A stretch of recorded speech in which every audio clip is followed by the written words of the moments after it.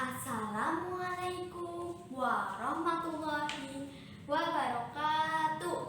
Halo teman-teman, perkenalkan nama saya Zaskia Amara Ardianto dari SD Negeri 2 Tinggarjaya, Kecamatan Jatilawang. Saya akan bercerita tentang Aji Saka asal mula huruf Jawa. Dahulu ada seorang pertapa muda bernama Aji Saka dari Hindia. Aji Saka bersama dua orang abdinya pergi mengunjungi tanah Jawa.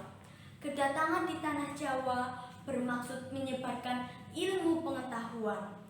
Mereka berkeliling dari kota ke kota dan dari desa ke desa.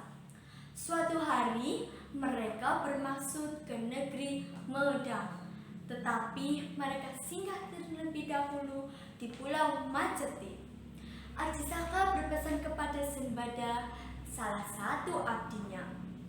Sembada, besok saya dan Dora akan ke Medang. Harta dan kerisku ini saya tinggal di sini. Apabila ada orang yang meminta, jangan kau beri. Apabila saya memerlukan, akan saya ambil sendiri. Ingatlah pesanku. Aji Saka sampai ke negeri Medang. Sesampainya di sana, Aji Saka bertamu ke rumah seseorang janda tua yang bernama Mbok Rondo Sengkeran. Aku seorang kelana dari jauh. Aku datang di negeri ini hanyalah ingin melihat-lihat keluhuran negeri Medang dan ingin mengabdi kepada Sang Prabu. Mbok Rondo bercerita bahwa tiap hari Raja Medang makan daging manusia. Setiap hari patih kerajaan Medang mencari seorang sebagai persembahan. Saya tidak takut, Mbok, kata Aji Saka. Saya akan datang ke istana untuk mengabdi kepada Sang Prabu. Jangan anak muda, kau pasti akan dimakannya, kata Mbok Rondo. Pada suatu hari dengan mantap, Aji Saka datang ke istana Medang untuk menemui Prabu Dewata Cengkar. Di tengah perjalanannya, Aji Saka dengan kesaktiannya merubah diri menjadi bocah kecil yang mengemaskan. Lalu ia berjalan tenang menuju halaman istana Medang. Sang Prabu pun sangat senang melihatnya. Bocah kecil tadi ditimangnya. Saat menimang bocah kecil tersebut, Raja Dewata Cengkar bernafsu ingin melahapnya. Tetapi Aji Saka yang sakti dengan cekatan kembali ke wujud semula. Lalu dengan sorban saktinya yang lebar dan panjang itu, ia mengibaskan tubuh Raja Dewata Cengkar. Tubuh sang raja terlempar jauh sampai ke tengah laut selatan. Nah teman-teman, apa yang terjadi? Ternyata ia tidak bisa berenang. Ia tenggelam dan tewas di tengah laut selatan. Rakyat Medang sangat gembira melihat raja kejam itu telah tewas di tangan Aji Saka. Rakyat Medang berterima kasih kepada Aji Saka. Akhirnya Aji Saka dinobatkan sebagai raja. Di bawah pemerintahan Raja Aji Saka, negara mengalami masa kejayaan. Rakyat hidup dengan tentram.